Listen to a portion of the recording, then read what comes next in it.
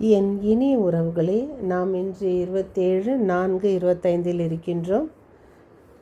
தூய ஆவியானவர் நம்மை தினம் நடத்தி வருகிறார். அன்னையின் அன்போடு தினம் நாம் தொடர்ந்து வாசித்து கொண்டு வருகிற சங்கீத தொடர்ச்சி 78:4-5-6.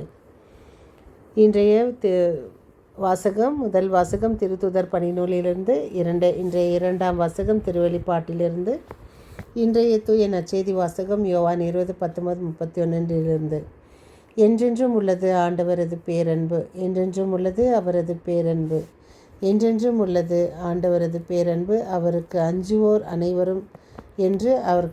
அனைவரும் சாற்றுவார்களாக. உயிர்த்த இயேசு தோமாவை சந்தித்த நிகழ்ச்சி மிகவும் அற்புதமானது. இயேசு அவர்கள் மத்தியில் நின்று உங்களுக்கு அமைதி உரிதாக்குக என்று வாழ்த்தினார். அவர் மண்ணுலகத்திற்கு வந்தபோதும் எல்லோருக்கும் அமைதியே சொன்னார். ஏஞ்சல் நமக்கு அமைதி, பூ உலகில் நல் மனதோர்க்கு. ஆனால் நம்ம நல்ல மனசு இருந்தால் தான் நமக்கும் அமைதி கிடைக்கும்.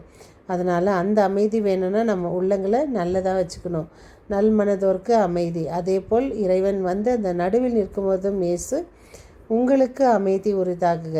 அந்த அமைதி நம்மில் தங்க வேண்டுமென்றால் நாம் ஆவியின் வரத்தோடு இறைவன் பின் சென்று இறை வார்த்தையை நாம் கேட்டு அதை உள்வாங்கி பிறருக்கு அறிவிக்கவும் பிறரையும் இயேசுவிடம் கொண்டு வர நாம் முயற்சி செய்ய வேண்டும். அற்புதமாக 12 ஒருவனான திதிமு என்னும் தோமா இயேசு தம் சீடர்களை சந்தித்த போது அவர்களோடு இல்லை. ஆண்டவரை கண்டோம் என்று அவர்கள் சொன்னதை தோமா நம்பவில்லை. துளைக்கப்பட்ட கரங்களின் காயங்களில் ஈட்டியால் குத்தி உருவப்பட்ட துளைக்கப்பட்ட கரங்களின் காயங்களையும் நான் கண்டொழியாவிட்டால் நான் நம்ப மாட்டேன் என்றார். 8 நாட்களுக்கு பின் இயேசு தோன்றுகின்றார். தோமாவும் சீடர்களும் இயேசுவை காண்கின்றனர். இதோ என் கைகளின் காயங்களைத் தொடு, அவநம்பிக்கையை விடு என்றார். இயேசு தோமாவின் நெஞ்சக்கதவுகள் உடைந்து திறக்கப்பட்டன. மடை திறந்த வெள்ளமாய் இயேசுவின் பாதத்தை பற்றி கொண்டு நீரே என் ஆண்டவர், நீரே என் கடவுள் என்றார்.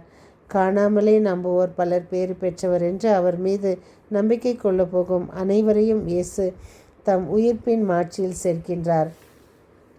அதான் சில நேரங்களில் நாம் வேறு சபைக்கு செல்லும்போது அங்கு எந்த சுருவமோ எந்த ஒரு அடையாளமோ இயேசு என்பதே இருக்காது. ஒரு சிலுவை கூட கிடையாது.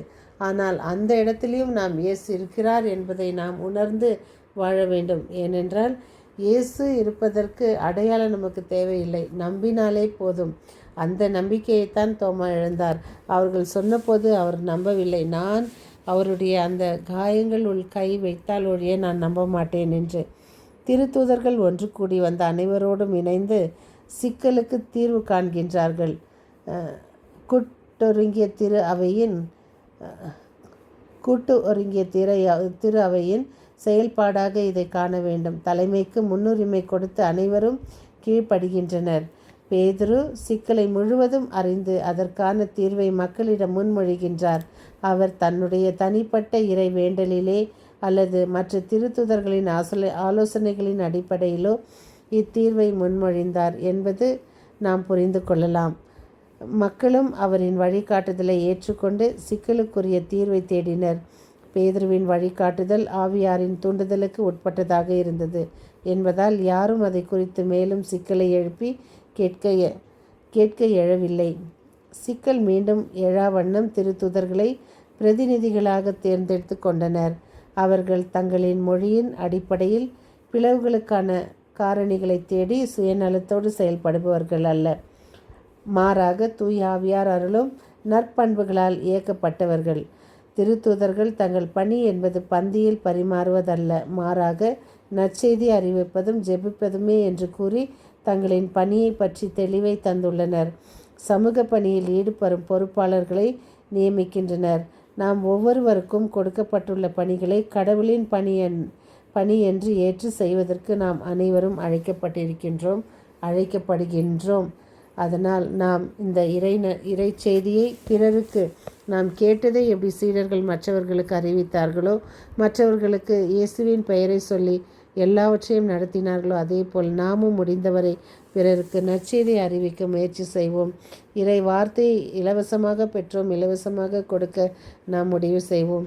அன்பிறைவா, இந்த அதிகாலை நேரம் எங்களை தட்டி எழுப்பி எங்களை ஆசீர்வாதமைக்காக உமக்கு முழு மனதுடன் நாங்கள் உம்மை நேசித்து உமக்கு நன்றி செலுத்துகின்றோம்.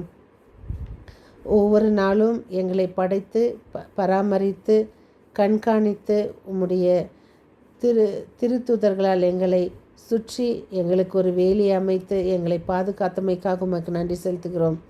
இதோ எங்கள் குடும்பங்களிலும் எங்கள் நண்பர்கள் உற்றார் உறவினர்களிலும் எத்தனையோ வேண்டுதல்கள் உம்மிடம் வைத்திருக்கலாம். அவற்றை நீங்கள் நிறைவேற்றுவீர் என்று நம்பி ஜெபிக்கிறோம். மற்றும் எங்களை வேண்டாம் என்று வெறுப்போரும் எங்கள் பகைவர்களையும் ஆசிர்வதியும். எங்களுக்கு விடுதலை தாரும். கரங்களில் எங்களை ஒப்படைக்கின்றோம். இந்த நாள் முழுவதும் என்ன நடந்தாலும் உமக்கே சித்தத்திற்கே இருக்கட்டும். அதன்படி எங்களை வழிநடத்த எங்களை ஆசிர்வதியும். உமது இரக்கமும் அன்பும் கிருபையும் எங்கள் மேல் என்றும் இருப்பதாக. மீண்டும் சந்திக்கும் வரை உங்கள் அன்பு தோழி.